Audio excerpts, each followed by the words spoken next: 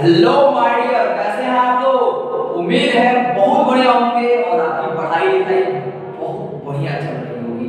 स्वागत है एक बार फिर से आपका लर्न एंड स्टडी चैनल पे। और आपको पता है कि हम लोग बात करने वाले हैं आज रासायनिक अभिक्रिया एवं समीकरण के, जो कि 10th का सबसे फर्स्ट चैप्टर है। और इस चैप्टर को हम वन शॉट में खत्म करेंगे, यानी एक ही वीडियो में टोटल रासायनिक अभिक्रिया एवं समीकरण आज हम लोग खत्म करेंगे। तो चलिए शुरू करते हैं बिना देरी किए हुए। और ऐसे ही वीडियो अब आते रहेंगे और आप लोग हर एक चैप्टर को एक एक वीडियो में कंप्लीट करते चलेंगे। इस चैप्टर का ऑब्जेक्टिव वीडियो भी आएगा, इस चैप्टर का सब्जेक्टिव क्वेश्चन आंसर का वीडियो आएगा, और इस चैप्टर के जितने सारे इंपॉर्टेंट क्वेश्चन आंसर होंगे सारे के सारे वीडियो आएंगे। और सबके सब आपके बोर्ड एग्जाम की तैयारी एकदम 100% होगा कि आप दिसंबर से पढ़कर इन एक महीने में आप 95 प्लस के लायक बन जाएंगे। अगर आपने इस वीडियो को आने वाले वीडियो में साइंस को पूरा देख लिया तो आपका साइंस में एक क्वेश्चन भी गलत नहीं होगा। तो चलिए शुरू करते हैं आज का चैप्टर रासायनिक अभिक्रिया एवं समीकरण। चलिए बिना देरी किए हुए शुरू करते हैं चैप्टर, क्योंकि एक ही वीडियो में टोटल खत्म करना है। तो सबसे पहले देख लेते हैं कि परिवर्तन क्या होता है। अब हम लोग परिवर्तन की बात क्यों की है, तो देखिए आप अपने आसपास देखते होंगे कि जो भी पदार्थ है वो किसी न किसी चीज से मिलकर बने हुए हैं। हमेशा उस पदार्थ में या तो आणविक स्तर पर या दृष्टिगत स्तर पर भी हमें कुछ न कुछ चेंजिंग देखने को मिलता रहता है। इसी चेंजिंग को, इसी बदलाव को हम परिवर्तन कहते हैं। इसी बदलाव को हम परिवर्तन कहते हैं। अब देखिए परिवर्तन क्यों होता है, परिवर्तन का क्या कारण है। परिवर्तन का कारण है पदार्थ और ऊर्जा के बीच अनुक्रिया होना। पदार्थ और ऊर्जा जब क्रिया करते हैं, पदार्थ और ऊर्जा जब क्रिया करती है तभी जो है पदार्थ में परिवर्तन आता है। अब देखिए एक परिवर्तन जो है इन्हीं से उत्पन्न होते हैं, ऊर्जा से, पदार्थ और ऊर्जा के बीच क्रिया से उत्पन्न होते हैं और इन्हीं के द्वारा नियंत्रित भी होते हैं। पदार्थ में होने वाले परिवर्तन को हम दो भागों में बांट सकते हैं। कितने भागों में? दो भागों में। एक जो भौतिक गुण के आधार पर होता है और दूसरा जो रासायनिक गुण के आधार पर होता है। अगर हमको दृष्टिगत रूप से दिखता है कि वहाँ इसमें परिवर्तन आया है और यदि हम उसको सुधार सकते हैं तो उसको हम कहते हैं भौतिक परिवर्तन, और यदि हम उसको नहीं सुधार सकते हैं तो उसको हम कहते हैं रासायनिक परिवर्तन। भौतिक परिवर्तन में क्या किस चीज में परिवर्तन आएगा, या तो भौतिक अवस्था में परिवर्तन आएगा। आपको पता होगा कि पदार्थ की कितनी भौतिक अवस्था होती है, 3 भौतिक अवस्था होती है, ठोस, द्रव और गैस। 3 भौतिक अवस्था होती है। इसके बाद आकार में परिवर्तन। अब हो सकता है कि आकार पहले छोटा था उसको कुछ जम गया, आकार बड़ा हो गया। उसके बाद जब भी भौतिक अवस्था में परिवर्तन होगा तो आकार में भी परिवर्तन होगा। जैसे मान लीजिए एक छोटा सा वर्ग का ढेला है, अब इसको जब पूरा तरह से इसको द्रव में परिवर्तित कर दीजिएगा तो क्या होगा कि ये छोटा द्रव जो वर्ग का ठोस है इसको जब जल में परिवर्तित कीजिएगा तो पूरा भर जाएगा। और इस तरह रखिएगा तो इस तरह इतना ही भर जाएगा। इसका मतलब है कि इसका आकार बढ़ा जी, तो आकार में परिवर्तन होता है। इसके अलावा आकृति भी बदल जाती है। अगर ठोस अवस्था से कोई पदार्थ जो द्रव अवस्था में बदल गया तो उसकी आकृति जो है वैसे ही होगी जैसे कि किसी जिस पात्र में रखा होगा उसी प्रकार की उसकी आकृति होगी। इसके बाद भौतिक गुण जैसे घनत्व बदल जाएगा। कोई वस्तु ठोस अवस्था में है तो उसका घनत्व ज्यादा होगा, द्रव अवस्था में है तो उससे कम होगा, गैस अवस्था में है तो सबसे कम होगा। घनत्व इसका सबसे ज्यादा होगा, इसका कम होगा और इसका सबसे कम होगा। तो इस तरह अवस्था बदलने से हमारा घनत्व ही बदल जाता है, चालकता बदल जाएगी, प्रत्यास्थता बदल जाएगी, और सारे भौतिक गुणों में परिवर्तन आता है तो हम कहते हैं भौतिक परिवर्तन है। ध्यान रखते चलिएगा, इसमें रासायनिक संरचना में कोई परिवर्तन नहीं आता है, आणविक स्तर पर कोई परिवर्तन नहीं आता है। इसके बाद इसका अध्ययन हम लोग कहाँ करने वाले हैं, भौतिकी के अंतर्गत। भौतिकी के अंतर्गत हम लोग बात करेंगे घनत्व की, चालकता की, प्रत्यास्थता की, इन सब की बात लोग भौतिकी के अंतर्गत करते हैं। इसके बाद इसका उदाहरण क्या है? गलन, वाष्पन, संघनन, हिमायन, आसवन, ऊर्ध्वापातन। इसको समझने में आपको थोड़ी सी परेशानी हो रही है। चलिए कोई बात नहीं है, हम इसको अभी समझा देते हैं। अगर सोचिए, अगर कोई वस्तु जो है ठोस अवस्था से द्रव अवस्था में बदलती है, कोई वस्तु ठोस अवस्था से द्रव अवस्था में बदलती है, तो उसको हम द्रवण कहते हैं।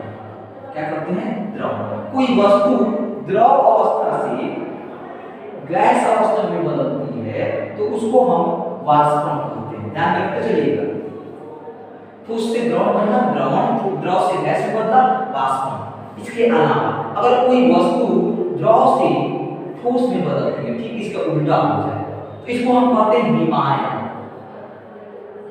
क्या कहते हैं? इसको हिमायन कहते हैं। अच्छा, इस द्रवण को आप गलन भी कह सकते हैं।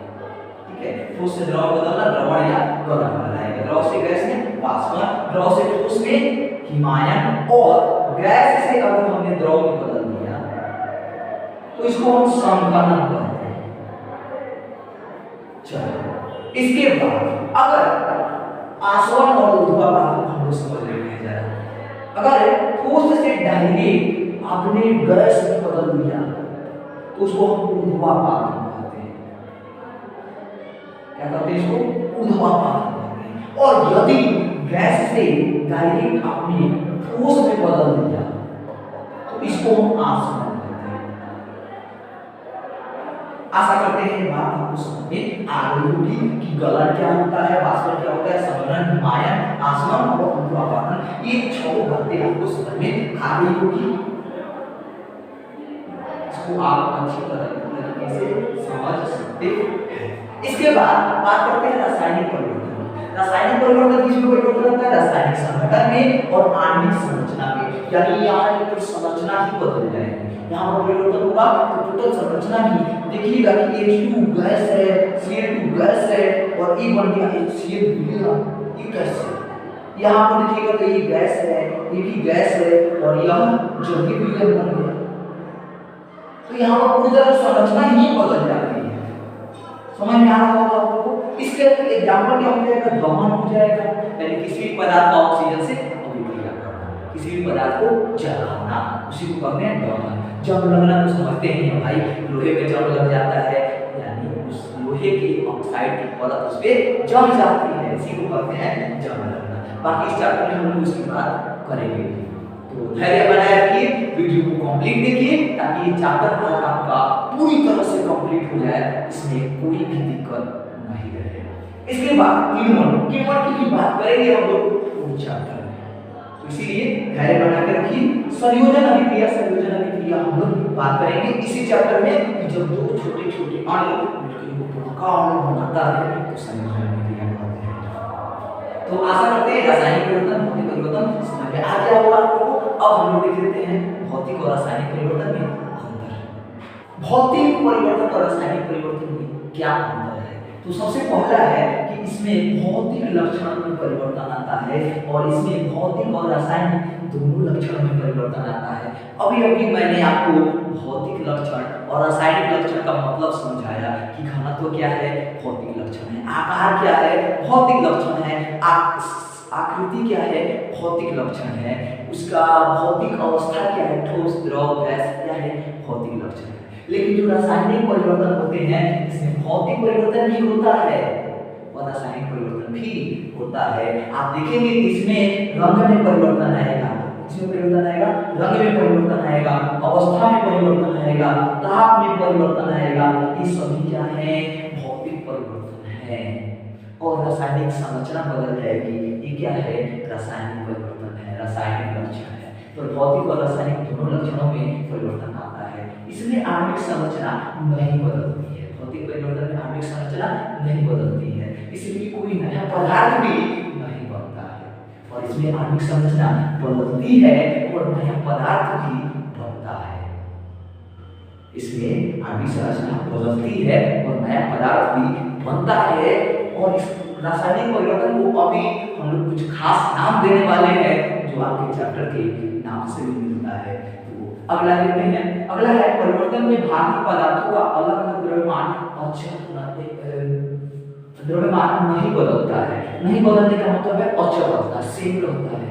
आप 1 केजी बर्फ लो, 1 केजी बर्फ लो, 1 केजी बर्फ को आप पानी में पिघला तो भी इसका द्रव्यमान 1 केजी ही रहेगा, इसमें द्रव्यमान नहीं बदलेगा। अलग अलग पदार्थ का द्रव्यमान अलग अलग होगा, लेकिन इसमें अलग अलग पदार्थ का द्रव्यमान अलग अलग नहीं होगा। इसमें अलग अलग पदार्थ का द्रव्यमान अलग अलग नहीं होगा। हाँ, लेकिन सभी पदार्थों का कुल द्रव्यमान अचल रहेगा। टोटल पदार्थ का कुल द्रव्यमान अचल रहेगा। जितना पदार्थ डालोगे उतना ही द्रव्यमान का पदार्थ प्राप्त होगा। चलिए आगे देखते हैं। पदार्थ की ऊर्जा से अणुओं की क्रिया आवश्यक नहीं है। इसमें ऊर्जा की जरूरत नहीं है। पदार्थ की ऊर्जा से अणुओं क्रिया का मतलब हुआ कि वैसी अभिक्रिया, वैसे परिवर्तन इसमें ऊर्जा की जरूरत है। इसका मतलब है कि उसमें ऊर्जा से क्रिया होता है और इसमें पदार्थ की ऊर्जा से क्रिया 100% चाहिए। इसमें भी होता है, अन्य क्रिया की जरूरत कुछ जगह पड़ती है लेकिन सभी जगह नहीं पड़ती है।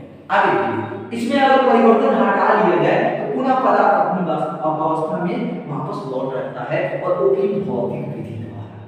आप समझिएगा, इस विधि द्वारा, भौतिक विधि द्वारा रासायनिक अभिक्रिया कराना ही नहीं है, रासायनिक परिवर्तन कराना ही नहीं है, डायरेक्ट पदार्थ वापस आ जाएगा। अगर आपने 1 केजी बर्फ लिया है, बर्फ को पानी में बदल दिया, पानी को ले जाकर फिर से फ्रिज में रख दिए, फिर से 1 केजी बर्फ के रूप में बदल जाएगा। समझ रहे हैं बात? आपको आइसक्रीम पिघल गया है, आइसक्रीम को ले जाकर फ्रिज में रख दिए, फिर से वो आइसक्रीम हो जाएगा। समझ रहे हैं बात आपको? तो ये सब क्या है? भौतिक परिवर्तन है। इसमें परिवर्तन क्या होता है? प्रायः एक दिशीय होता है, द्विदिशीय होता है। कुछ परिवर्तन उत्क्रमणीय भी होते हैं, लेकिन वो भौतिक विधि द्वारा नहीं होंगे। भौतिक विधि द्वारा नहीं होंगे, इनके लिए फिर से रासायनिक विधि का उपयोग करना पड़ेगा। और आपको तो हम रासायनिक विधि का उपयोग करेंगे, यानी इसका मतलब है कि फिर से रासायनिक परिवर्तन कराएंगे, फिर से रासायनिक परिवर्तन कराएंगे। भौतिक विधि द्वारा संपन्न ही नहीं हो सकता है। और इसी रासायनिक परिवर्तन को, अब तो आपको रासायनिक परिवर्तन से बढ़िया से जान पहचान हो गया, इसी रासायनिक परिवर्तन को हम नाम देते हैं रासायनिक अभिक्रिया। इसी रासायनिक परिवर्तन को हम नाम देते हैं रासायनिक अभिक्रिया। पदार्थ में रासायनिक परिवर्तन हुआ, हम कहते हैं पदार्थ में रासायनिक अभिक्रिया हुई। जैसे एक एग्जांपल देते हैं आप लोगों को, मान लीजिए आपने एक मैग्नीशियम का लीपन ले लिया। किसका लीपन ले लिया? मैग्नीशियम का। ठीक है, मैग्नीशियम का लीपन ले लिया, ऊपर से उसको जो है बढ़िया से रेगमाल से साफ कर दिया। रेगमाल से क्या कर दिया? साफ कर दिया। साफ क्यों किया? क्योंकि इस पर कुछ मिट्टी धूल के कण लगे होंगे। अब इस रेगमाल को, सॉरी इस रिबन को आप क्या ले गए? बर्नर के सामने ले गए और उसको जलाया। जलाने के बाद उसके नीचे कटोरी रख दी और देखा आपने कि जो मैग्नीशियम का रिबन है वो जल कर श्वेत चूर्ण में बदल गया। किसमें बदल गया? श्वेत चूर्ण में। बाद में आपने जाकर किसी से पूछा तो आपने पाया कि यह मैग्नीशियम ऑक्साइड का मैग्नीशियम ऑक्साइड है। आपने सोचा मैग्नीशियम, हमने तो केवल जलाया, मैग्नीशियम ऑक्साइड कैसे बन गया? पदार्थ में जिंक कैसे आ गया? तब आपको पता चला कि जब हम मैग्नीशियम रिबन को जला रहे थे तो पदार्थ में रासायनिक अभिक्रिया हो रही थी, क्योंकि रासायनिक संरचना में परिवर्तन आ गया है। इसीलिए यह रासायनिक अभिक्रिया हुई, रासायनिक परिवर्तन हुआ, रासायनिक अभिक्रिया हुई। चलिए अब हम लोग समझ लेते हैं कि अब कब कह पाते हैं कि कोई रासायनिक अभिक्रिया हुई है और कोई रासायनिक अभिक्रिया नहीं हुई है। रासायनिक अभिक्रिया के दौरान होने वाले परिवर्तन, किन परिवर्तनों के आधार पर हम कह पाते हैं कि रासायनिक अभिक्रिया हुई है। चलिए, वो पहला है, कोई रासायनिक अभिक्रिया होती है तो उसके रंग में बदलाव आता है। आप देखोगे कि कॉपर भूरा रंग का है, लेकिन जब यही कॉपर ऑक्साइड में बदल जाएगा तो यह किसी और कलर का बन जाएगा। यहाँ पे फेरस का कलर आपको जानते हैं लोहा, लेकिन यही जब Fe2O3 का परत चढ़ जाता है तो यही लाल कलर का दिखने लगता है, भूरा कलर का। इसके रंग में परिवर्तन आ रहा है। इसके अलावा आप देखते हैं कि अवस्था बदल जाती है, अवस्था में परिवर्तन आ जाता है। कहने का मतलब है कि आप देखोगे हाइड्रोजन गैस है, ऑक्सीजन गैस है, और जो इससे जल बन रहा है द्रव है। ये कैसे संभव हो गया? गैस गैस मिलकर द्रव कैसे बना दिया? कहने का मतलब अवस्था में भी परिवर्तन आता है। इसके अलावा तीसरा है तापमान में परिवर्तन। आप इसका सबसे बढ़िया एग्जाम्पल ले सकते हो कि मान लीजिए कैल्शियम कार्बोनेट लिया आपने, इसके लिए आपको बहुत ज़्यादा तापमान की जरूरत पड़ेगी और आप ये टूट जाएगा CaO और प्लस CO2 में, ठीक है, CaO प्लस CO2 में टूट जाएगा। यहाँ पर ऊर्जा की जरूरत पड़ेगी, लेकिन बाद में CaO2 प्राप्त हुआ, ये क्या हो गया? कर्ब प्राप्त हुआ। लेकिन इसी का विपरीत अभिक्रिया देख लो, OH2 और प्लस CO2। आप इसका विपरीत अभिक्रिया देखोगे तो आप पाओगे कि ये बन जाएगा CaCO3 और प्लस H2O। इसमें ऊर्जा मुक्त होगी, इसमें एनर्जी बाहर निकलेगी। यहाँ पर तापमान में भी परिवर्तन आता है। इसके अलावा गैस का उत्सर्जन होता है, जैसे यहाँ पर किस गैस का उत्सर्जन हुआ है? CO2 का उत्सर्जन हुआ है। तो किसी रासायनिक अभिक्रिया के दौरान ये चार परिवर्तन आते हैं। सबसे पहला रंग में परिवर्तन, दूसरा अवस्था में, तीसरा तापमान में, चौथा गैस का उत्सर्जन। चलिए अब हम लोग बात करते हैं कि रासायनिक समीकरण किसे कहते हैं, रासायनिक अभिक्रिया को कैसे हम लोग दर्शाते हैं, उसी की बात करते हैं। चलिए अब हम लोग फाइनली रासायनिक अभिक्रिया की परिभाषा देख लेते हैं। तो जब एक या एक से अधिक पदार्थ परस्पर अभिक्रिया करके नया पदार्थ बनाते हैं और उस नए पदार्थ का भौतिक और रासायनिक गुणधर्म मूल पदार्थ से, यानी जिससे मिलके बना है, उससे सर्वथा भिन्न होता है, तो इसे हम रासायनिक अभिक्रिया कहते हैं। जैसे कि हमने मैग्नीशियम धातु को हवा में जलाया तो हमें मैग्नीशियम ऑक्साइड प्राप्त हुआ, जो कि मैग्नीशियम के गुण से बिल्कुल विपरीत था। मैग्नीशियम एक धातु है, मैग्नीशियम ऑक्साइड एक चूर्ण है, जो कि इन दोनों का गुण जो है बिल्कुल अलग है। तो इसको हम रासायनिक अभिक्रिया कहते हैं। देखिए अब रासायनिक अभिक्रिया को हमेशा तो लिख नहीं सकते हैं कि मैग्नीशियम के धातु को हवा में जलाने पर हमें मैग्नीशियम ऑक्साइड का सफेद चूर्ण प्राप्त होता है। इतना अगर आप लिखेंगे तो आपको बहुत ज़्यादा पेज की जरूरत पड़ेगी, आपको बहुत ज़्यादा समय लगेगा, सब कुछ लगेगा। लेकिन आप उसी को शॉर्ट फॉर्म में संकेत के कुछ सिंबल की सहायता से अगर आप दर्शा देते हैं तो उसको हम कहते हैं रासायनिक समीकरण। क्या कहते हैं? रासायनिक समीकरण। यानी रासायनिक अभिक्रिया के विभिन्न पदों को संकेतों और सूत्रों की सहायता के से दर्शाने पर प्राप्त समीकरण को हम रासायनिक समीकरण कहते हैं। ये बहुत सारे तरह के हो सकते हैं। जैसे देखिए सबसे पहला हो सकता है आपका शब्द समीकरण। बात समझिएगा, सबसे पहला क्या हो सकता है? शब्द समीकरण। इसको हम लोग शब्द समीकरण के रूप में कैसे लिखते हैं? तो हमने क्या लिया था? मैग्नीशियम लिया था, तो हम लिखते हैं यहाँ पे मैग्नीशियम, मैग्नीशियम। और मैग्नीशियम है क्या? धातु है। यहाँ पे बगल में पोस्ट में लिख देते हैं धातु। इसको हमने क्या किया? तो हवा में जलाया। हवा में जलाया मतलब ऑक्सीजन में, ऑक्सीजन से अभिक्रिया किया। मैग्नीशियम धातु प्लस ऑक्सीजन क्या है? गैस है। इसके बाद हमने बीच में एक तीर का निशान लगाया। क्या लगाया? बीच में एक तीर का निशान लगाया जो कि दर्शाता है कि इधर से अभिक्रिया उधर की तरफ हो रही है। अब देखिए बना क्या? Magnesium oxide. तो इसको हम लोग लिखते हैं मैग्नीशियम ऑक्साइड। और मैग्नीशियम ऑक्साइड है क्या? श्वेत चूर्ण। तो बगल में हम लोग लिख देते हैं श्वेत चूर्ण। इस रूप में दर्शाना क्या कहलाता है? शब्द समीकरण कहलाता है। तो सबसे पहले हम लाइन में लिख रहे थे पूरा सेंटेंस बना के, फिर उसको हमने एक लाइन में लाया, शब्दों के रूप में लिखना शुरू किया। इसको हम कहते हैं शब्द समीकरण। जैसे आप मान लीजिए कि जैसे हम लोगों ने देखा था कैल्शियम कार्बोनेट, दूसरा देखा था हम लोगों ने कि कैल्शियम कार्बोनेट को हम क्या कर रहे थे? गर्म कर रहे थे। कैल्शियम कार्बोनेट को हम गर्म कर रहे थे। तो क्या मिल रहा था हम लोग को मिल रहा था कैल्शियम ऑक्साइड और प्लस मिल रहा था कार्बन डाइऑक्साइड गैस। तो इसको अगर इस रूप में हम लिख देते हैं तो हम कहते हैं कि यह शब्द समीकरण है। शब्द के रूप में समीकरण को लिखना क्या कहलाता है? शब्द समीकरण कहलाता है। और दूसरा है हमारा, ये तो पहला हो गया ना, ये पहला नंबर एग्जाम्पल, ये दूसरा नंबर एग्जाम्पल। दूसरा है शब्द समीकरण के अलावा एक है सूत्र समीकरण। सूत्र समीकरण इससे हम लोग कैसे लिखते हैं? तो इसमें हम लोग बहुत सारे सिंबल का प्रयोग करते हैं। जैसे आपको ध्यान में रखना पड़ेगा, मैग्नीशियम का सिंबल क्या होता है? Mg। यहाँ पे लिखेंगे Mg, मैग्नीशियम की जगह पर Mg प्लस ऑक्सीजन का सिंबल होता है O2, फिर बनता है मैग्नीशियम ऑक्साइड।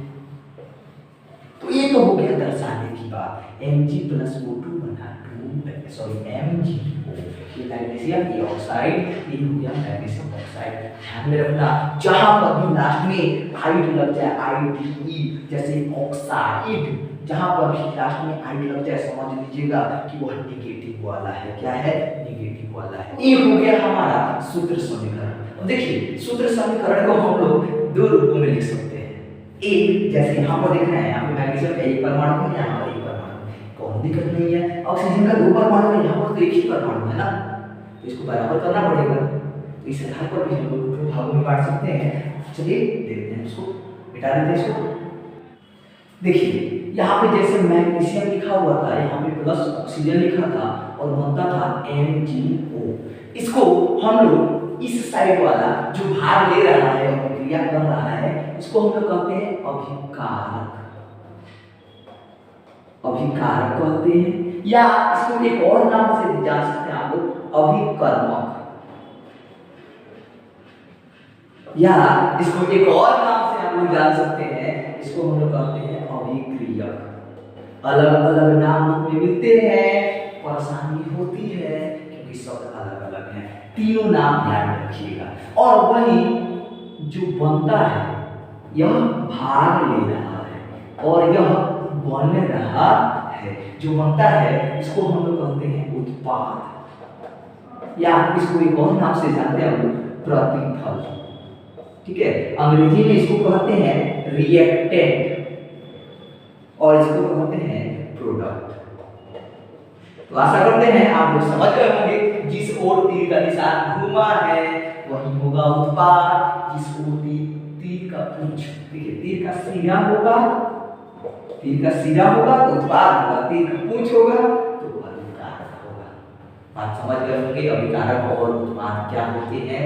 जो रासायनिक अभिक्रिया में भाग लेते हैं उसको अभिकारक कहते हैं, जो रासायनिक अभिक्रिया के फलस्वरूप बनते हैं उसको उत्पाद कहते हैं। जैसे कि एक एग्जांपल देते हैं आप लोगों को, बताइएगा कि कौन सा अभिक्रियक है, कौन सा उत्पाद है। क्या है? एक ही है। क्या है? उत्पाद है क्या? नहीं, यहाँ पर एक देख के नहीं बताना है उत्पाद है अभिक्रियक है। जिसके तीर पूंछ के सिरे है वह होगा अभिकारक, और जो तीर के सामने है वह होगा प्रतिफल। अभिकारक की संख्या एक हो सकती है, दो हो सकती है, या अनेकों हो सकती है। प्रतिफल की संख्या भी एक हो सकती है, दो हो सकती है, या अनेकों हो सकती है। इसका मतलब है कि हम लोग अभिकारक को हमेशा तीर के पूंछ की तरफ लिखते हैं, तीर के पहले लिखते हैं, और प्रतिफल को हमेशा तीर के सिरे की ओर लिखते हैं। यानी अभिकारक और प्रतिफल के बीच में हमेशा हम लोग तीर का साइन लगाते हैं, और यह तीर का साइन दिखाता है कि अभिक्रिया से प्रतिफल का निर्माण हो रहा है। अगली बात, रासायनिक समीकरण लिखते कैसे है उसी बात को बता रहे हैं। जब भी दो अभिकारक आएंगे, जैसे मान लीजिए ए और बी, दो अभिकारक हैं और इसे बन रहा है सी, तो आप कहेंगे कि ए और प्लस बी लिखेंगे।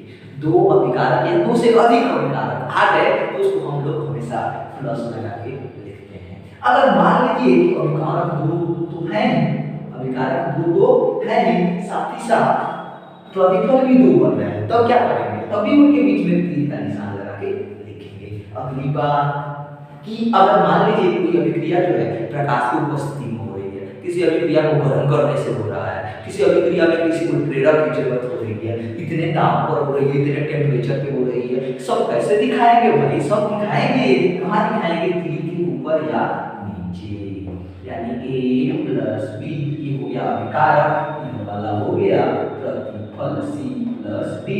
यहाँ पर आप उत्प्रेरक दिखा सकते हैं, दाब दिखा सकते हैं, ताप दिखा सकते हैं, जो चाहे सो दिखा सकते हैं। मान लीजिए कि हमको ये तो दिखाने दीजिए, इसके बाद हमको मान लीजिए अगर ए की अवस्था बतानी है, भौतिक अवस्था, ठोस है, द्रव है, गैस है, तो यहाँ पर ए की भौतिक अवस्था भी बता सकते हैं। यहाँ पे बगल में जैसे ए मान लीजिए गैस है, बी भी मान लीजिए गैस है, और इससे सी जो है मान लीजिए कि जलीय विलयन है, और डी जो है मान लीजिए गैस है।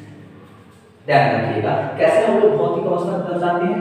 ठोस के लिए ऐसे लिखते हैं छोटा सा नीचे, द्रव के लिए एल लिखते हैं, इसके अलावा गैस के लिए एल जी लिखते हैं, और द्रवीय विलयन के लिए, जलीय विलयन के लिए जलीय विलयन के लिए एक ही लिखते हैं। ध्यान रखिएगा, एक चारों बार यहाँ पे रखिएगा। अब यहाँ पे हमारा जो है रासायनिक समीकरण बन चुका है। रासायनिक समीकरण इसी प्रकार लिखा जाता है, लेकिन यहाँ पे जो रासायनिक समीकरण हमने बनाया है, इस रासायनिक समीकरण को हम कहते हैं कंकाली समीकरण। क्या कहते हैं? कंकाली रासायनिक समीकरण। भला भाई कंकाली क्यों कहते हैं? क्योंकि इसमें अभी भी हो सकता है कि अणु की संख्या बराबर नहीं हो। इस आधार पे हम लोग रासायनिक समीकरण को दो तरह से बांट सकते हैं। एक हो गया संतुलित रासायनिक समीकरण, दूसरा हो गया असंतुलित रासायनिक समीकरण। पहला हो गया संतुलित रासायनिक समीकरण और दूसरा हो गया असंतुलित। ठीक है, चलिए अब समझ लेते हैं कि संतुलित रासायनिक समीकरण और असंतुलित रासायनिक समीकरण क्या है। तो सबसे पहला एग्जांपल देखते हैं इसका, यह वाला। देखिए यहाँ पे मैग्नीशियम में कितना अणु है? 1। यहाँ पर कितना है? 1। यहाँ पे ऑक्सीजन कितने हैं? 2। यहाँ पर कितने हैं? 1। अगर रासायनिक अभिक्रिया के दोनों तरफ यानी अभिकारक के अणुओं की परमाणुओं की संख्या प्रतिफल के अणुओं के परमाणुओं की संख्या के बराबर है, हर एक का, एक का नहीं, हर एक का बराबर है, तो उसको कहते हैं संतुलित। और अगर बराबर नहीं है तो असंतुलित। जैसे यहाँ पर ऑक्सीजन बराबर नहीं है, यहाँ पे ऑक्सीजन 1, यहाँ पे ऑक्सीजन 2, तो बराबर नहीं है। इसका मतलब है कि क्या है? असंतुलित है। क्या है? असंतुलित है। सेकेंड एग्जांपल देख लेते हैं। यहीं पे आपके पास कहीं भी दूर जाने की जरूरत नहीं है। देखिए यहाँ पे कैल्शियम कितना है? 1 है। कैल्शियम कितना है? 1। यहाँ पे भी कैल्शियम कितना है? 1। ऑक्सीजन कितना है? 3 है। यहाँ पे ऑक्सीजन 1 और 2, 1, 3। ऑक्सीजन कितना है? 2 और 1, 3 है। यहाँ पे ऑक्सीजन सेम है, कार्बन 1 है, कार्बन 1 है। इसका मतलब है कि इसमें अभिकारक के अणुओं के परमाणुओं की संख्या एवं प्रतिफल के तत्वों के परमाणुओं की संख्या दोनों क्या है? बराबर है। इसका मतलब है यह संतुलित रासायनिक समीकरण है। आशा करते हैं यह बात आपको समझ में आ गई होगी। चलिए अब हम बात करते हैं कि किसी भी रासायनिक अभिक्रिया को कैसे संतुलित करेंगे। आपने पहले से थोड़ा सा भी इसको नहीं सीखा है तो आज पूरा सीख लीजिएगा, बस 5 मिनट में। धैर्य बना रखिए, बस ये 5 मिनट आपको हम पूरा रासायनिक समीकरण जो है संतुलित करना सिखा देंगे।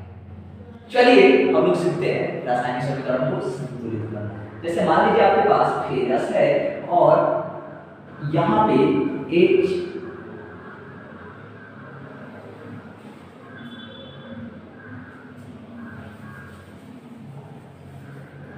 फेरस है और यहाँ पे H2O अभिक्रिया कर रहा है और मिल के बना रहा है Fe3O4 और प्लस H2। यहाँ पर संतुलित कैसे करेंगे इसको? यहाँ पे Fe1 है, यहाँ पे Fe3 है, तो सबसे पहले डाटा जो दिया है ना उसको लिख लेते हैं। तो देखिए कैसे लिखेंगे इसको, कितने तत्व हैं? 3 हैं। देखिए 1 है तत्व, यहाँ पे लिखेंगे तत्व कौन कौन सा है? फेरस है, और क्या है? हाइड्रोजन है, और क्या है? ऑक्सीजन है। देखिए इस साइड वाला को क्या कहते हैं? LHS, क्या कहते हैं? LHS, left hand side, left hand side. इस साइड वाले को कहते हैं RH, राइट हैंड साइड। इसको कहते हैं अभिकारक, इसको कहते हैं प्रतिक्रम, इसको कहते हैं अभिकारक, इसको कहते हैं प्रतिक्रम। ये हो गया तत्व। तत्व का नाम लिख दिया हमने। यहाँ पर लिखेंगे LHS, यहाँ पे लिखेंगे RHS। यहाँ पे लिखा LHS, यहाँ पर लिखा RHS। यहाँ पर देखा LHS में Fe कितना है? 1। यहाँ पे LHS में Fe कितना है? 1। यहाँ पे RHS में Fe कितना है? 3। तो यहाँ पे लिख दिया 3। यहाँ पर देखिए, यहाँ पे LHS में H कितना है? 2। यहाँ पर लिखा 2। यहाँ पर RHS में H कितना है? 2। यहाँ पर भी लिखा 2। यहाँ पे LHS में O कितना है? 1। यहाँ पर LHS में O कितना है? 4। इस डाटा को हमने सबसे पहले लिखा, लिख दिया, लिख दिया, लिख दिया। अब लिखने के बाद क्या किया? इस Fe को चारों तरफ से घेर दिया, इस H2O को भी चारों तरफ से घेर दिया, इस Fe3O4 को भी चारों तरफ से घेर दिया। सबसे पहले डाटा लिखा, फिर इसको घेर दिया, फिर H2 को भी चारों तरफ से घेर दिया। घेरने के बाद हमने क्या किया? हमने डाटा का एनालिसिस किया। हमने देखा Fe 1, यहाँ पे 3। सबसे पहले आपको संतुलित किसको करना है? सबसे पहले आपको संतुलित करना है मेटल को। सबसे पहले संतुलित करना है मेटल को। तो देखिए यहाँ पे है 1, यहाँ पर है 3। जब यहाँ पर है 1, यहाँ पर है 3, तो इसको करेंगे 3। यहाँ पे कितना से गुना करना पड़ेगा? 3 से गुना करना पड़ेगा। यहाँ पर Fe हो गया 3, यहाँ पर भी Fe हो गया 3। जब Fe हमने 3 कर दिया तो फिर से लिखेंगे डाटा। डाटा के लिए क्या बनाएंगे? यहाँ पे लिखेंगे तत्व, यहाँ पे लिखेंगे LHS, यहाँ पे लिखेंगे RHS। LHS यहाँ पे तत्व में क्या लिखेंगे? फेरस, यहाँ पे हाइड्रोजन, फिर क्या लिखेंगे? ऑक्सीजन। यहाँ पे लिखा 3, यहाँ पर हो गया 3, ये दोनों बराबर। हाइड्रोजन हो गए 2, यहाँ पर भी हो गए 2, और यहाँ पे ऑक्सीजन हो गया 1, और यहाँ पे ऑक्सीजन हो गया 4। हमको कैसे पता? हमको इस तरह पता। देखिए यहाँ पे अब यहाँ पे Fe हो गया सेम, हाइड्रोजन भी हो गया सेम, दोनों हो गया सेम। हमने क्या किया? इसको फिर से लिख दिया। हमने क्या किया? इसको फिर से लिख दिया। ये हो गया 3Fe, या हो गया 3Fe, और प्लस हो गया H2O, और L हो गया Fe3O4, और फिर हो गया H2। इनको भी हमने क्या किया? दिया, घेर दिया। हमने सबसे पहले 3 लगाया, फिर अब यहाँ पर जरूरत पड़ी हमें किसकी? यहाँ पे हाइड्रोजन 1 और यहाँ पे ऑक्सीजन 4। तो कैसे करेंगे? यहाँ पर भी लगाएंगे 4। यहाँ पर जब आपने लगाया 4 तो हाइड्रोजन हो गया 8। यहाँ पर लगाया 4 तो हाइड्रोजन हो गया 8। फिर से एक क्या करेंगे? एक फिर से सारणी बनाएंगे। फिर से लिखा तत्व, फिर से लिखा LHS, फिर से लिखा RHS। LHS लिखा, RHS लिखा, तत्व का नाम लिखा हमने फेरस, यहाँ पे लिखा हाइड्रोजन, फिर से लिखा ऑक्सीजन। फेरस में देखा 3, हाइड्रोजन में देखा यहाँ पे हो गया 8, और यहाँ पे हो गए 2। यहाँ पे ऑक्सीजन हो गया 4, यहाँ पे भी ऑक्सीजन हो गया 4। तो इतने हो गए 4 4। तो फिर हाइड्रोजन को भी करना है तो फिर 4 से गुना करना है, 4 से गुना करना है तो 4 गुना 8। अब हो गया आपका विकर्ण प्रक्रिया संतुलित। अब लास्ट में क्या लिख देंगे? लास्ट में आंसर लिखेंगे। क्या लिखेंगे? आंसर लिखेंगे। देखिए कैसे लिखेंगे? लिखेंगे 3Fe प्लस 4H2O और Fe3O4 और प्लस 4H2। आपको कभी भी रासायनिक सूत्र के भीतर नहीं जाना है, क्योंकि दरवाजा बंद है। जब दरवाजा बंद है तो अंदर जाना ही नहीं है। जो भी करना है बाहर से करना है। याद रखना, जो भी करना है बाहर से करना है। आप सूत्र में छेड़छाड़ नहीं कर सकते, क्योंकि सूत्र ने दरवाजा बंद करके रखा है। ताला आपका चाबी आपके पास नहीं है। तो जो भी करना है बाहर से कर दो। तो ए हो गया आपका या संतुलित। चलिए अभी अभिक्रिया को संतुलित करेंगे आप लोग। Zn प्लस H2SO4 और बना के मिलके बनाया ZnSO4 और प्लस बनाया H2। करिए इसको संतुलित। चलिए वीडियो पॉज कीजिए और संतुलित कीजिए इसको। संतुलित, चलिए संतुलित आपने कर लिया होगा। एक मिला देते हैं। यहाँ पे है जिंक, यहाँ पे सबसे पहले लिखेंगे तत्व का नाम, फिर लिखेंगे LHS, फिर लिखेंगे RHS, फिर से लिखेंगे RHS।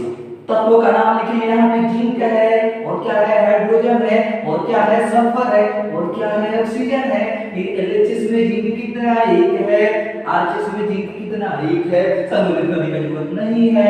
हाइड्रोजन कितना, दो है, यहाँ पे हाइड्रोजन कितना, दो है, यहाँ पे सल्फर कितना, एक है, यहाँ पे सल्फर कितना, एक है, यहाँ पे ऑक्सीजन कितना, चार है, यहाँ पे ऑक्सीजन कितना, चार है।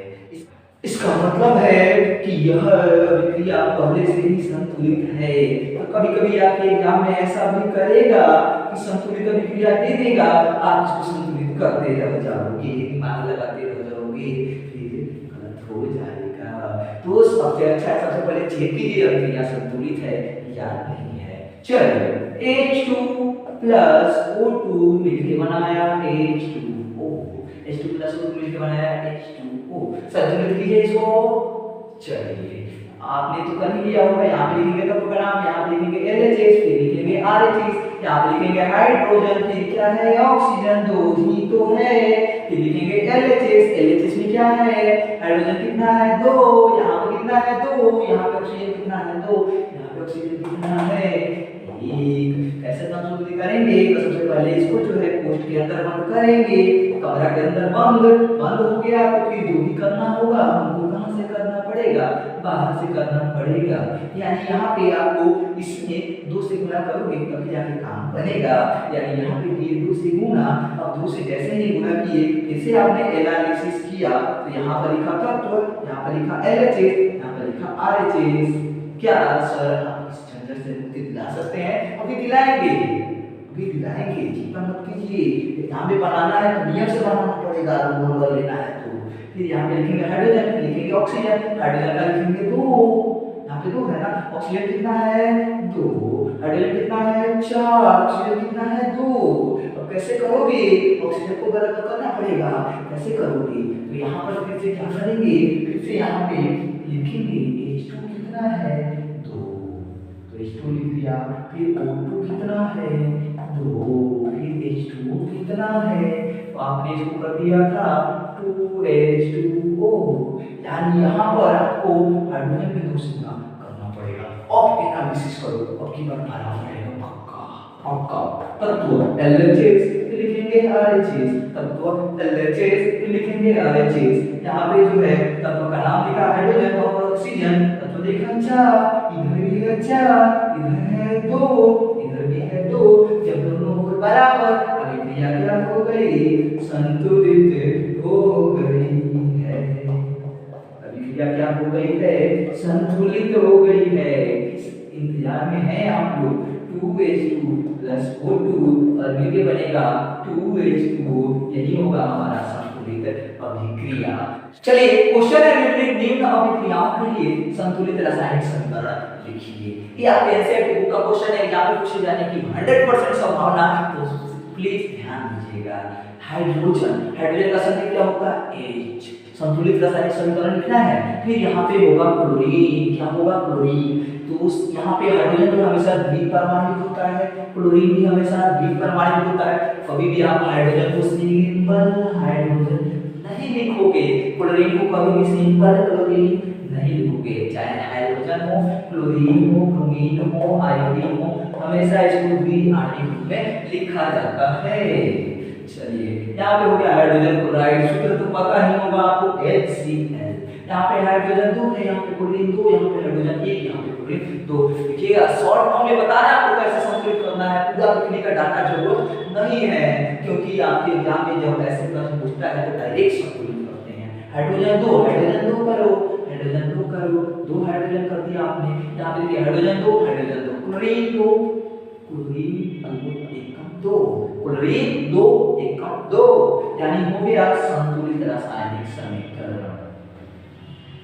नहीं समझ में आया? अगला एग्जांपल देखिए, बेरियम क्लोराइड है, Ba, बेरियम का संयोजकता 2, क्लोरीन का 1, बेरियम का Ba2 प्लस क्लोरीन का माइनस, यहाँ पे लिखेंगे 1, यहाँ पे लिखेंगे 2, क्या करते हैं, क्रॉस मल्टीप्लिकेशन, यानी कि B1 हो गया 1, Cl हो गया 2, BaCl2, यहाँ पर लिखा BaCl2। फिर देखिए एल्युमिनियम, एल्युमिनियम का होता है 3, क्यों होता है 3? ये भी आप जानते हैं 2 8 3, जब अंतिम में 3 हो तो 3 हो जाएगा प्लस में, और यहाँ पे सल्फेट का होता है 2, ये भी आप आगे पढ़ेंगे कि सल्फेट का -2 क्यों होता है, तो सल्फर पर यहाँ पे ऑक्सीजन डबल बॉन्ड यहाँ हो जाता है 2 -4, इसलिए हो जाता है सल्फेट पे 2। यहाँ पे देखिए ऑक्सीजन क्या होगा, इसका हो जाएगा 3, इसका हो गया 2, क्रॉस मल्टीप्लिकेशन करेंगे यानी हो गया Al कितना 2, Al कितना 2, फिर SO4 कितना 3, SO4 को होल में लिखेंगे ना क्योंकि सब पर आएगा 3। फिर देखिए आगे देखते हैं बेरियम सल्फेट है, बेरियम सल्फेट का Be का 2, सल्फर का 2, Be2 प्लस SO4 2 माइनस यहाँ पे 2 कर दिए तो Ba2 SO4 होल 2, ये 2 से 2 कट गया BaSO4, ये बच्चा एल्युमिनियम क्लोराइड, एल्युमिनियम का होता है 3 और क्लोरीन का होता है -1 1 3 Al 1 Cl3। अब देखो किसको संतुलित करना है, यहाँ पे क्लोरीन कितना है 2, सॉरी यहाँ पे बेरियम कितना 1, बेरियम कितना 1, बेरियम संतुलित, क्लोरीन देखिए, फिर बेरियम के बाद आएंगे एल्युमिनियम, एल्युमिनियम कितना है 2, यहाँ पे एल्युमिनियम कितना है 1, एल्युमिनियम को क्या कर दिया संतुलित, यहाँ पे लगा दिया 2 एल्युमिनियम हो गया। अब कौन दिक्कत नहीं है, अब आइए क्लोरीन पे, क्लोरीन कितना है 2, यहाँ पे क्लोरीन कितना है 3 दूना 6 क्लोरीन है, तो आपको यहाँ पे क्लोरीन को कितना लगाना पड़ेगा 3 लगाना पड़ेगा। अब देखिए यहाँ पे बेरियम कितना हो गया 3, यहाँ पे बेरियम कितना 1, 3 बेरियम हो गया, सल्फेट कितना SO4 3 हो गया, SO4 5 हो गया 3 हो गया।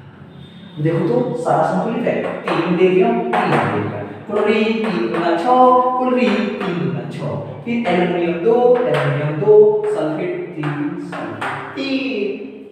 ध्यान रखना है संतुलित करते समय, आपको संतुलित करते समय 3-4 चीजें ध्यान में रखनी है। सबसे पहले मेटल को संतुलित करेंगे, मेटल के बाद आप किसी भी हैलोजन को संतुलित करेंगे, फिर ऑक्सीजन को, और फिर तब हाइड्रोजन पे जाएंगे। अगर इन चारों को क्रमवार आप संतुलित करते हैं, आपसे संतुलन कभी भी गड़बड़ नहीं आएगी। सोडियम पहले लिखेंगे Na+, जैसे लिखेंगे H2O, ये हो गया sodium hydroxide, NaOH+ hydrogen H2 हो गया। यहाँ पे देखिए सोडियम मेटल है 1, सोडियम मेटल है 1, ऑक्सीजन हो गया 1, ऑक्सीजन हो गया 1, हाइड्रोजन हो गया 2, हाइड्रोजन हो गया 3, बात हो गई गड़बड़। यहाँ पे लगाएंगे 3, यहाँ पे लगाया 2, तो ये हो गया 2 गुना 4, यहाँ पे लगा दिया 2, अब हो गया हमारा क्या संतुलित सोडियम 1, सोडियम 2 हो गया ना, यहाँ पे भी 2 कर दीजिए, सोडियम 2, ऑक्सीजन हाइड्रोजन देखिए 2 गुना 4, हाइड्रोजन देखिए 2 और 2 4, ऑक्सीजन देखिए 1 और 2 एकम 2, यहाँ पे ऑक्सीजन देखिए 2, संतुलित हो गया। चलिए आशा करते हैं आपको रासायनिक अभिक्रिया, रासायनिक समीकरण बहुत अच्छे से समझ में आ गया होगा, संतुलित करने भी आ गया होगा। अब चलिए देखते हैं रासायनिक अभिक्रियाओं के प्रकार। चलिए सबसे पहले बात करते हैं रासायनिक अभिक्रियाओं के प्रकार की। तो रासायनिक अभिक्रिया का सबसे पहला प्रकार है संकलन अभिक्रिया। इसको संकलन भी कहते हैं, इसको योगात्मक अभिक्रिया भी कहते हैं, और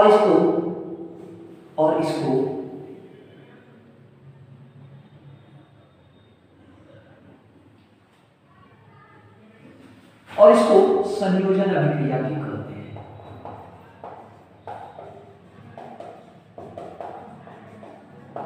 देखिएगा जब दो छोटे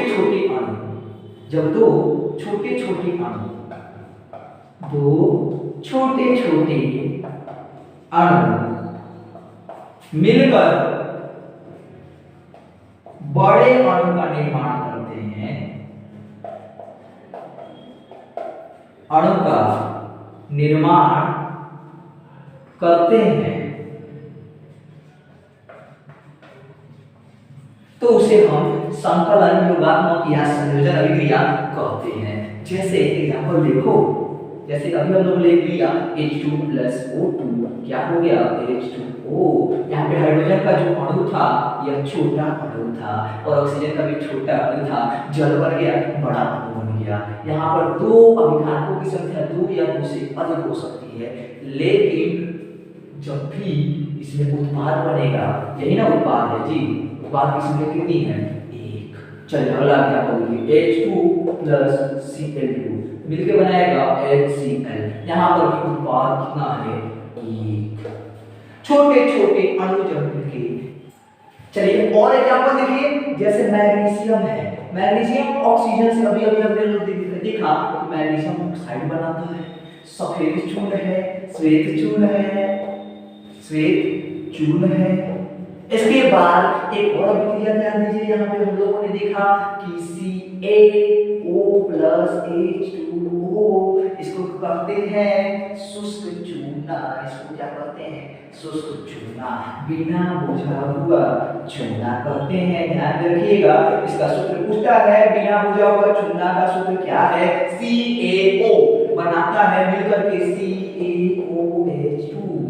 ये हो गया बुझा हुआ चूना,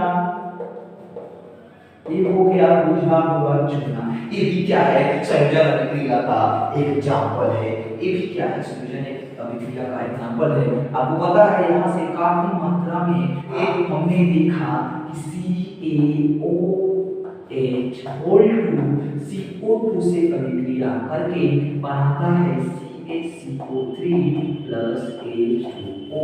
ये भी एक बड़ा अणु बनता है। और यहाँ पर सकते हैं C2H4 प्लस E हाइड्रोजन की संख्या में वृद्धि करके बना लेते हैं C2H6। इसको कहते हैं एथीन और इसको कहते हैं एथेन। ये हो गया एक और एग्जांपल। इसके अलावा फेरस सल्फर से अभिक्रिया करके बनाता है FeS। ये भी एक संकलन अभिक्रिया का एग्जांपल है। तो सबसे पहला था संकलन अभिक्रिया या योगात्मक अभिक्रिया या संयोजन अभिक्रिया, जिसमें दो छोटे छोटे अणु मिलकर एक बड़े अणु का निर्माण करते थे, उसी को संयोजन या संकलन अभिक्रिया कहते हैं। चलिए बात करते हैं दूसरे अभिक्रिया की। हटा देते हैं इसको।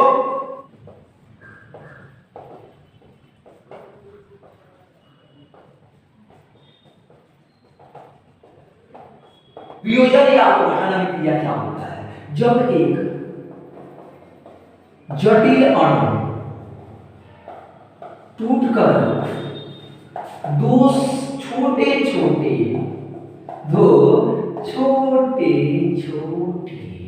सरल अणुओं में बदल जाता है तो उसको कहते हैं, अणुओं में बदल जाता है उसको कहते हैं वियोजन या अपघटन अभिक्रिया। क्या कहते हैं? वियोजन या अपघटन अभिक्रिया कहते हैं। एग्जाम्पल देना चाहेंगे? अभी दिखाते हैं। अभिक्रिया कहते हैं। वीडियो को स्किप मत करना, स्किप किया तो सब्जेक्ट बोर्ड एग्जाम में कम नंबर को दावा किया, समझ लेना।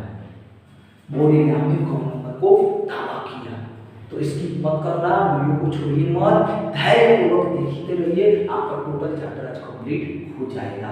चलिए एक बड़ा अणु है, यह बड़ा अणु जो है टूट करके जो है छोटे छोटे अणु में बदल गया। यह A है, B है, C, A जो है टूट के B और C में बदल गया। कहते हैं इसको संयोजन, वियोजन या अपघटन अभिक्रिया। ध्यान में रखना, वियोजन या अपघटन अभिक्रिया दो ही कारण से हो सकती है, दो ही कारण से हो सकती है। एक या तो ऊष्मा के प्रभाव से, नहीं तो विद्युत के प्रभाव से। अगर अभिक्रिया ऊष्मा के प्रभाव से वियोजन हो रहा है तो उसको कहते हैं ऊष्मीय वियोजन अभिक्रिया। क्या कहते हैं? ऊष्मीय वियोजन अभिक्रिया या ऊष्मीय विघटन अभिक्रिया। ठीक है। और वहीं अगर विद्युत के प्रभाव से हो रहा है तो उसको कहते हैं विद्युत अपघटन अभिक्रिया। आपकी बुक में इन दोनों अभिक्रियाओं को अलग अलग दिया है, कोई बात नहीं है, आपको समझ आने से मतलब है। विद्युत से अगर अपघटन विद्युत के द्वारा करा है, विद्युत धारा प्रवाहित करा के करा है तो हो जाएगा विद्युत अपघटन अभिक्रिया। इसमें अभिक्रिया के ऊपर ऊष्मा लगेगा और यहाँ पे साइन आपको इस टाइप का दिखेगा, विद्युत विक्षेपण। अभी एग्जाम्पल कुछ देंगे तो आपको समझ में आ जाएगा कि कौन ऊष्मीय वियोजन अभिक्रिया है और कौन विद्युत अपघटन अभिक्रिया है। यह अभिक्रिया जो है आपको कुछ ही चीजों में देखने को मिलेगी। तो चलिए मिटा देते हैं इसको। सबसे पहले नोट कर लीजिए, यहाँ पर कुछ आपको एग्जाम्पल लिखते हैं। सबसे पहला एग्जाम्पल है कि KClO3, 2KClO3 टूट गया आपका 2KCl प्लस O2 के प्रभाव से होती है। तो सीधा सा मतलब है कि हम उष्मीय वियोजन है। क्या है? उष्मीय वियोजन है। यहाँ पर संतुलित करने के लिए आप यहाँ पे 3 गुना 6 ऑक्सीजन है तो यहाँ पर भी 3 ऑक्सीजन लगा दीजिएगा। चलिए अगला एक और एग्जांपल ले लेते हैं। 2FeSO4 ये टूट के बनाता है Fe2O3 प्लस SO2 और प्लस SO3। ठीक है, यहाँ पे देखिए, यहाँ पर फिर 2 है, यहाँ पे सल्फर 1 है, सल्फर 1 ऑक्सीजन 4 है, 3 5 3 8। यहाँ पे 2FeSO4 बनाता है Fe2O3 प्लस SO2 और प्लस SO3। ये भी ऊष्मा के प्रभाव से होता है, ये भी ऊष्मीय वियोजन अभिक्रिया है। कौन सी अभिक्रिया है? ऊष्मीय वियोजन अभिक्रिया है। अरे सर आप ऊष्मीय वियोजन कराए जा रहे हैं, कभी जल का अणु तोड़ना है। किसको अणु को तोड़ना है? जल का अणु। आप इसमें कराएंगे विद्युत विच्छेदन। क्या कराएंगे? विद्युत विच्छेदन। बिना विद्युत विच्छेदन के जो है जल नहीं करेगा भाई, तो यह हो जाएगा H2 और यह हो जाएगा O2। यहाँ पर आप इसको करेंगे संतुलित, तो यहाँ पे लगाएंगे 2, यहाँ पे लगाएंगे 2, यह हो गया विद्युत विच्छेदन। इसके अलावा एक और एग्जांपल कि कैल्शियम क्लोराइड, अपने कैल्शियम क्लोराइड को तोड़ा, तो यहाँ पर भी आपको कराना पड़ेगा विद्युत विच्छेदन। विद्युत विच्छेदन यानी ये टूट जाएगा Ca प्लस Cl2 में। आपने NaCl को तोड़ा, आपने NaCl को तोड़ा, इसमें भी आपको विद्युत विच्छेदन कराना पड़ेगा। किसी भी आयनिक यौगिक को तोड़ोगे विद्युत विच्छेदन कराना पड़ेगा। किसी भी आयनिक यौगिक को तोड़ने के लिए विद्युत विच्छेदन कराना पड़ेगा। किसी भी सहसंयोजक यौगिक को तोड़ने के लिए ऊष्मीय वियोजन कराना पड़ेगा। ये बात ध्यान में रख लीजिएगा। चलिए अब हम लोग बात कर लेते हैं प्रकाश रासायनिक अभिक्रिया की। क्या होती है ये प्रकाश रासायनिक अभिक्रियाएं? प्रकाश रासायनिक अभिक्रिया, देखिए वैसी रासायनिक अभिक्रिया जो केवल प्रकाश की उपस्थिति में होती है उसे प्रकाश रासायनिक अभिक्रिया कहते हैं। वैसी अभिक्रिया जो केवल प्रकाश की उपस्थिति में होती है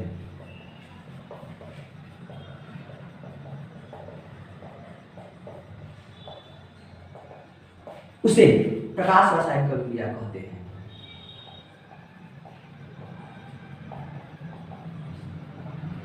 प्रकाश रासायनिक अभिक्रिया कहते हैं। जैसे एग्जाम्पल देखना चाहेंगे, एग्जाम्पल ध्यान में रखिएगा। जैसे में कोई भी सिल्वर ब्रोमाइड हो, कोई भी सिल्वर हैलाइड हो, silver halide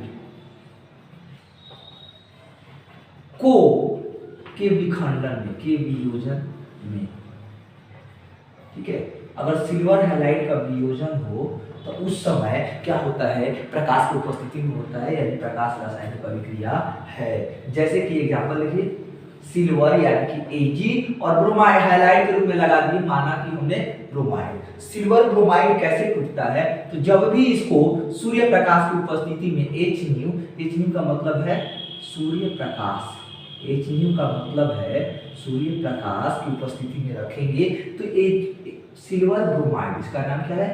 silver bromide. Ag में सिल्वर, Br मींस ब्रोमाइड। तो सिल्वर ब्रोमाइड टूट के Ag और प्लस Br में टूट जाएगा, Ag और प्लस Br2 में टूट जाएगा। इसी प्रकार अगर आप सिल्वर क्लोराइड ले लीजिए, ये क्या है? Silver chloride. इसको अगर तोड़ना हो तो ये भी सूर्य प्रकाश की उपस्थिति में ही टूटेगा, Ag प्लस और Cl2 में। अगर इसको संतुलित करना हो तो आप आराम से कर सकते हो संतुलित, कोई दिक्कत नहीं। चलिए अब बात करते हैं हम विस्थापन और द्विविस्थापन अभिक्रिया की। तो क्या होती है विस्थापन अभिक्रिया? वे अभिक्रिया जो किसी यौगिक के अणु के एक परमाणु या परमाणुओं के समूह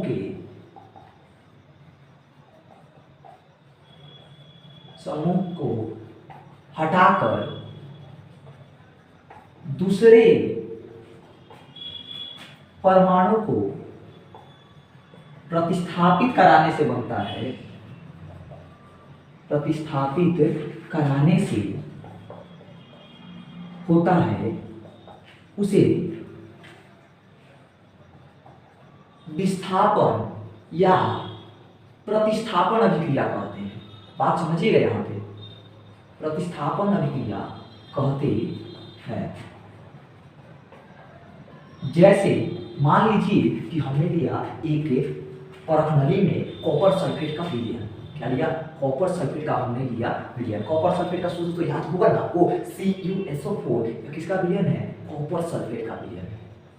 कॉपर सल्फेट का विलयन लिया, हमने क्या किया, एक छोटे से लोहे के कील को इसमें डाल दिया, यानी कि लोहा का कील डाला, यानी फेरस डाला, फेरस यानी कि लोहा। और हमने क्या पाया, हमने पाया कि विलयन का रंग बदल गया। विलयन का रंग कैसे बदल गया भाई, विलयन का रंग तो तभी बदलेगा ना जब यौगिक ही बदल जाए, और यहाँ पर यौगिक बदल गया, इसका मतलब है कि यहाँ पे कॉपर था, यहाँ पर फेरस था, जब यौगिक बदल गया तो क्या बन जाएगा, फेरस सल्फेट बन जाएगा। क्या बन जाएगा, फेरस सल्फेट। और आप पाओगे कि यहाँ पर कॉपर जो है, यहाँ पे कॉपर का परत जो है उस लोहे के कील पर ऊपर से जम गया होगा, और यहाँ पे विलयन का रंग बदल गया, यानी कि फेरस सल्फेट बन गया। फिर से वही अभिक्रिया अगर आप मेथेन के साथ कराओ, CH4 के साथ, तो CH4 के साथ अगर मान लीजिए हमने क्लोरीन से अभिक्रिया करा दिया, किससे करा दिया, क्लोरीन से, तो आप क्या पाओगे, आप पाओगे कि यहाँ से एक हाइड्रोजन विस्थापित हो गया, हट गया, और एक क्लोरीन आके जुड़ गया। अब यहाँ पे हो जाएगा CH3, एक हाइड्रोजन हमने हटा दिया, हाइड्रोजन की जगह क्या लगा दिया, क्लोरीन लगा दिया। और फिर आपके दिमाग में आएगा कि सर ये हाइड्रोजन हटा तो आखिर गया कहाँ, तो यहाँ पे लिख दो इस हाइड्रोजन को, और यहाँ पर दो क्लोरीन था, तो ये क्लोरीन अगर यहाँ पर आता है तो एक क्लोरीन कहाँ गया, ये भी सवाल होता होगा, तो यहाँ पर आ जाएगा एक क्लोरीन, यानी बन गया है CH3Cl और प्लस HCl। आपके पास पहले था CH4 और प्लस Cl, जिसमें से क्लोरीन ने हाइड्रोजन को विस्थापित कर दिया, जगह से हटा दिया। इसी को कहते हैं प्रतिस्थापन अभिक्रिया या विस्थापन अभिक्रिया या एकल विस्थापन अभिक्रिया। ध्यान दीजिएगा, प्रतिस्थापन अभिक्रिया या विस्थापन अभिक्रिया या एकल विस्थापन अभिक्रिया, और बन गया हमारा मेथिल क्लोराइड। क्या है, मेथिल और क्लोराइड। और यह क्या था हमारा, यह था हमारा मेथेन। यहां पर हमारा क्या बना है, सल्फेट। अब समझते हैं हम लोग द्विविस्थापन अभिक्रिया। द्विविस्थापन अभिक्रिया क्या होती है, द्विविस्थापन लिखेंगे, वैसी अभिक्रिया, वैसी अभिक्रिया जिनमें भाग लेने वाले यौगिकों की आयनों की अदला बदली हो जाती है।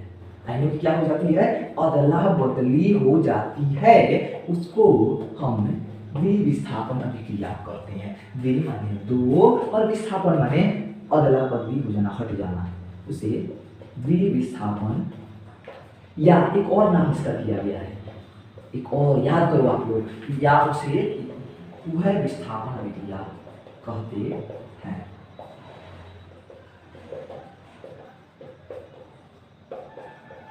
जैसे आप एग्जाम्पल में दे सकते हो Na2SO4, यह किसका सूत्र है, सोडियम सल्फेट का सूत्र है। अगर इसकी अभिक्रिया आपने बेरियम क्लोराइड के साथ करा ली, क्या है, बेरियम क्लोराइड, बेरियम क्लोराइड के साथ अगर आपने इसका अभिक्रिया कराई, तो आप क्या पाओगे कि दोनों में आयनों की अदला बदली हो जाएगी। यानी यह बेरियम जो है SO4 के साथ चला आएगा, और यह सोडियम जो है यह Cl2 के साथ चला जाएगा। अब देखिए कैसे होगा, तो यह हो जाएगा SO4 और प्लस NaCl। बता सकते हैं आप लोग कि कितना NaCl बनेगा, 2 Na है 2 Cl है, तो 2 NaCl बनेगा। यहाँ पर पाओगे आप कि बेरियम विस्थापित हो गया, बेरियम विस्थापित हो गया, यहाँ पे सल्फेट के साथ आ गया, सोडियम जो है क्लोरीन के साथ, तो इसलिए इसको द्विविस्थापन या विस्थापन अभिक्रिया कहते हैं, क्योंकि इसमें दोनों यौगिकों के आयनों की अदला बदली होती है। चलिए ऊष्माक्षेपी अभिक्रिया क्या होती है, वैसी रासायनिक अभिक्रिया जिसमें, वैसी अभिक्रिया जिसमें अभिक्रिया के उत्पाद के साथ साथ उत्पाद के साथ साथ साथ साथ उष्मा भी उत्पन्न होती है, उष्मा भी उत्पन्न होती है, उसे उष्माक्षेपी रासायनिक अभिक्रिया कहते हैं। आप समझिएगा, उष्मा उत्पन्न हो रही है तो उष्माक्षेपी रासायनिक अभिक्रिया, उष्मा उत्पन्न नहीं हो रही है, उष्मा लग रही है तो उष्माशोषी रासायनिक अभिक्रिया, रासायनिक अभिक्रिया कहते हैं। अगर आप इसका फॉर्मेट देखना चाहो तो कुछ इस प्रकार का देख सकते हो कि मान लीजिए ए एक यौगिक है, बी एक यौगिक है। अच्छा, जो अभिक्रिया में भाग लेता है उसको क्या कहते हैं? अभिकारक कहते हैं। और इससे बन रहा है सी, तो इसका मतलब है कि उत्पाद के साथ साथ क्या निकलेगा? उष्मा भी निकलेगा। उत्पाद के साथ साथ उष्मा भी निकलेगा। एग्जाम्पल देखना चाहोगे? देख लो। जैसे मान लीजिए आपने नाइट्रोजन की अभिक्रिया कराई हाइड्रोजन के साथ, नाइट्रोजन की अभिक्रिया कराई हाइड्रोजन के साथ, तो बनेगा NH3। क्या बनेगा? NH3। अब आप इसको संतुलित कर दो, यहाँ पे नाइट्रोजन 1, यहाँ पे 2, यहाँ पे लगाओगे आप 2, यहाँ पे हो गया 6 हाइड्रोजन, यहाँ पे भी करना पड़ेगा 6 हाइड्रोजन। अब देखिए इसके साथ साथ क्या होता है, इससे काफी मात्रा में उष्मा भी उत्पन्न होता है, इससे काफी मात्रा में उष्मा भी उत्पन्न होता है। दूसरी अभिक्रिया देखो, कार्बन से और ऑक्सीजन मिलकर कार्बन डाइऑक्साइड बना रहे हो, इसमें भी क्या उत्पन्न होता है? उष्मा उत्पन्न होता है, इसमें भी उष्मा उत्पन्न होता है। उसी प्रकार आप देखो उष्माशोषी रासायनिक अभिक्रिया क्या होती है, तो वैसी रासायनिक अभिक्रिया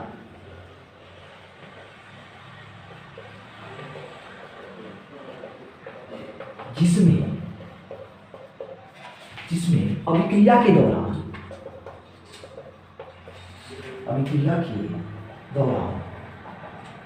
उष्मा अवशोषित होती है, उष्मा अवशोषित होती है, उसे उष्माशोषी रासायनिक अभिक्रिया कहते हैं। जिसमें उष्मा निकलती है उष्माक्षेपी, और जिसमें उष्मा अवशोषित होती है उसे उष्माशोषी रासायनिक अभिक्रिया कहते हैं। जैसे एग्जाम्पल देखो, अभिक्रिया कहते हैं जैसे एग्जाम्पल में बात कर लें। अगर मान लीजिए कि यहाँ पर A जो है और प्लस बी, इसके साथ साथ उष्मा लगने के बाद तब C बनता है, तब कहते हैं उष्माशोषी रासायनिक अभिक्रिया। जैसे एग्जाम्पल देखो, N2 नाइट्रोजन जो है ऑक्सीजन के साथ अभिक्रिया करता है और बनाता है NO2। क्या बनाता है? NO2। अब आप संतुलित कीजिएगा तो ये हो जाएगा कुछ इस टाइप का। तो ये क्या है? ये जो है उष्माशोषी रासायनिक अभिक्रिया है। अगर आप देखो यहाँ पे तो उष्माक्षेपी अभिक्रिया क्या होगा? उष्मा उत्पन्न हो रही है तो क्या होगा? इसमें वातावरण का ताप बढ़ जाएगा। इसमें यह अभिक्रिया जब भी संपादित की जाएगी, वातावरण का ताप क्या हो जाता है? बढ़ जाता है।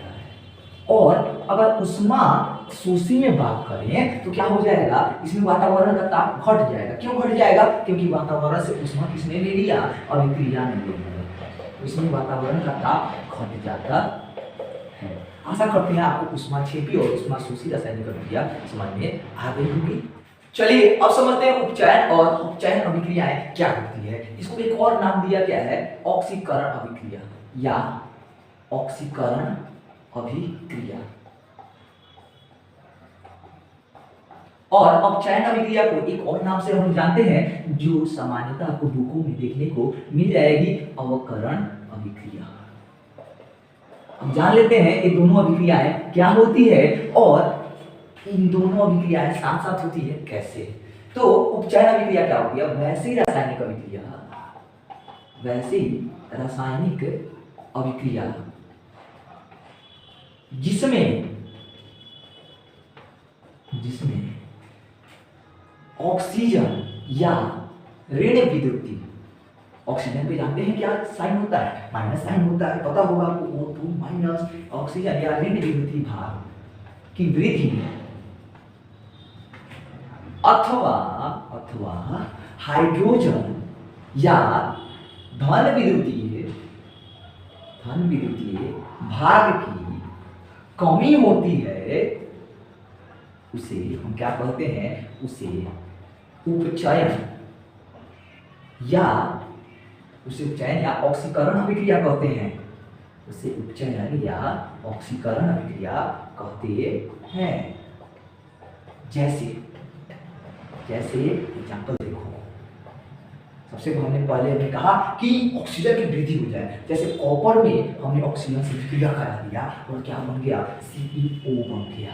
और बताओ यहाँ पे 2CO कर दोगे, यहाँ पे 2CO, कौन सा अभिक्रिया है, उपचयन अभिक्रिया है। इसमें कॉपर का क्या हो रहा है, कॉपर का उपचयन हो रहा है। क्यों? क्योंकि कॉपर में ऑक्सीजन जुड़ रहा है, और जब कॉपर में ऑक्सीजन जुड़ रहा है तो उपचयन अभिक्रिया है ना, कॉपर का ऑक्सीकरण हो रहा है या उपचयन हो रहा है।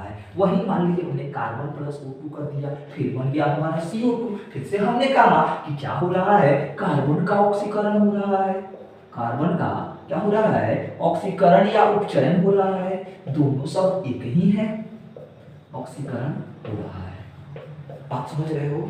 जैसे मान लीजिए आपने पोटेशियम और की हाइड्रोजन अभिक्रिया करा दी, इससे बन गया हमारा 2KI, यहाँ पे लगा दिया 2। अब यह अभिक्रिया होगी। अब देखिए यहाँ पर आपको दिमाग थोड़ा सा कम लगेगा। क्यों? यहाँ पे दिमाग आपका इसलिए कम लगेगा क्योंकि यहाँ पे तो कोई ऑक्सीजन है ही नहीं। तो फिर देखिए दूसरी का बात हम लोगों ने क्या बताया आपको, ऋण विद्युतीय भाग की वृद्धि हो। ऋण विद्युतीय यानी I पर होता है -4, I पर होता है -4। जब भी पोटेशियम में -4 जाके जुड़ा, माइनस वाला पार्ट आके जुड़ा, समझ लो ऑक्सीकरण अभिक्रिया हो रहा है। यानी यहाँ पे पोटेशियम का क्या हो रहा है, फिर से ऑक्सीकरण हो रहा है। ध्यान में रखिएगा, पोटेशियम का ऑक्सीकरण हो रहा है। यानी ऑक्सीजन जुड़े या कोई भी ऋण विद्युतीय भाग वाला जुड़े तो समझ लीजिएगा ऑक्सीकरण या उपचयन अभिक्रिया है, ऑक्सीकरण या उपचयन अभिक्रिया है। वही अगर हम लोग अपकरण या अपचयन अभिक्रिया की बात करें तो इसको हम कहेंगे वैसी रासायनिक अभिक्रिया, वैसी रासायनिक अभिक्रिया जिसमें ऑक्सीजन या ऋण विद्युतीय भाग की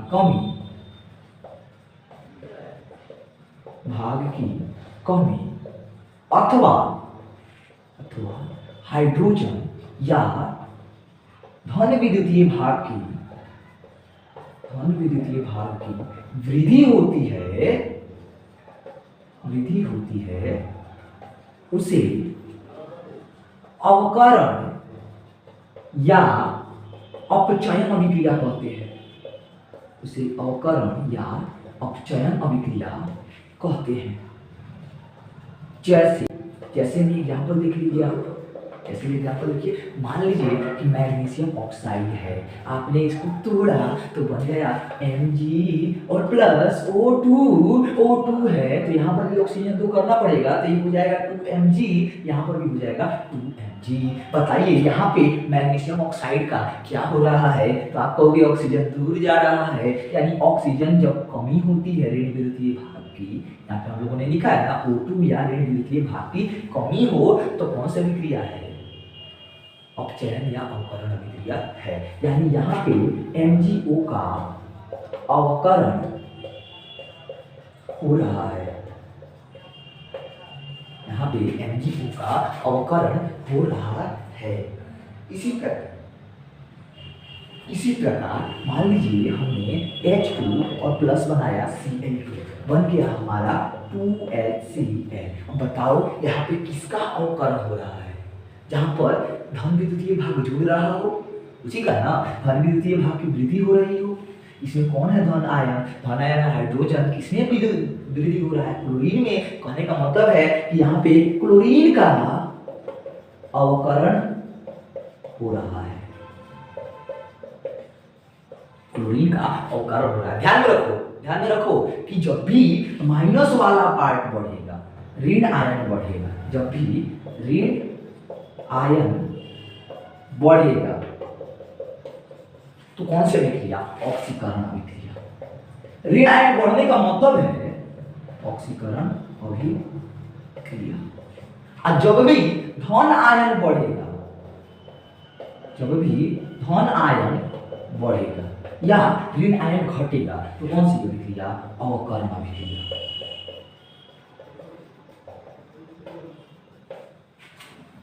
चलिए रेडॉक्स अभिक्रिया क्या होती है। किसी रासायनिक अभिक्रिया में उपचयन और अपचयन अभिक्रिया दोनों साथ साथ होती है, इसे ही रेडॉक्स अभिक्रिया कहते हैं। इससे एक बात स्पष्ट हुआ कि उपचयन और अपचयन अभिक्रियाएं हमेशा साथ साथ होती है। अगर किसी का उपचयन हो रहा है तो किसी का अपचयन भी हो रहा होगा।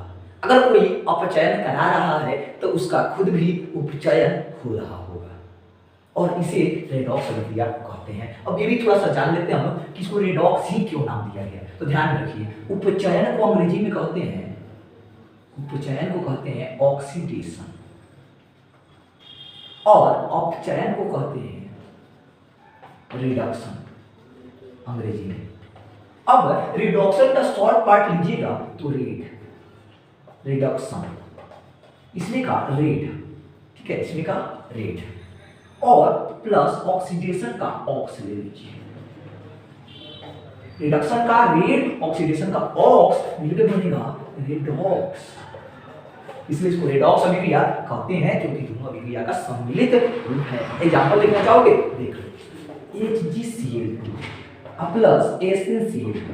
जब हम अभिक्रिया कराते हैं तो हम पाते हैं कि बनता है HgCl2 और प्लस SnCl4। अभी कहाँ से आया? ये आया यहाँ से। Hg में से, HgCl2 में से ऋण विद्युतीय भाग की कमी हो रही है, और जब भी ऋणात्मक की कमी होती है तो कौन सी अभिक्रिया होती है भाई? तब होती है हमारा अपचयन अभिक्रिया। यानी कहने का मतलब है कि HgCl2 का अपचयन हो रहा है, अपचयन हो रहा है। अच्छा, एक बात हमने आपको और भी बताया, क्या बताया? कि जिसमें ऋणात्मक भाग की अधिकता होती है वो होता है क्या? ऑक्सीकरण अभिक्रिया, यानी SnCl2 का अवकरण हो रहा है, सॉरी SnCl2 का उपचयन हो रहा है। अब आप पा रहे हो कि HgCl2 का अपचयन हो रहा है, SnCl2 का उपचयन हो रहा है। अच्छा, एक और सवाल बताना चाहोगे कि HgCl2 का अपचयन हो रहा है तो करा कौन रहा है? और करा रहा है SnCl2 करा रहा है। कहने का मतलब है कि SnCl2 क्या हुआ? तो जो अपचयन करा रहा है वो अवकारक हुआ या अपचायक हुआ।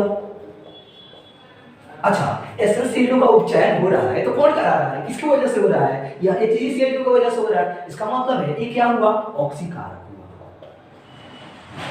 या क्या हुआ?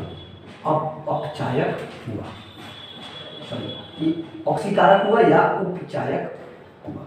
अच्छा, उपचायक को हम लोग ऑक्सीकारक भी कह सकते हैं, नहीं कह सकते हैं? कह सकते हैं, हमारा मन को कहें। ऑक्सीकरण उपचयन बात एक ही है, उसी प्रकार उपचायक ऑक्सीकारक बात एक ही है, उसी प्रकार अपचायक है तो इसको अवकारक भी कह सकते हैं। क्या कह सकते हैं? अवकारक भी कह सकते हैं। इसका मतलब है कि उपचयन और अपचयन दोनों में साथ में ही हो रहा है। एक और एग्जांपल देखो आप, एक और एग्जांपल देखिए, CuO प्लस H2 मिलकर बनता है Cu प्लस H2O। यहाँ पर आप पाओगे कि हाइड्रोजन में ऑक्सीजन की वृद्धि हो रही है। जब ऑक्सीजन बढ़ता है तो क्या होता है भाई? अब तो समझ जाओ, हाइड्रोजन का क्या हो रहा है? ऑक्सीकरण हो रहा है, ऑक्सीकरण हो रहा है। और इस CuO का क्या हो रहा है? CuO का अवकरण हो रहा है।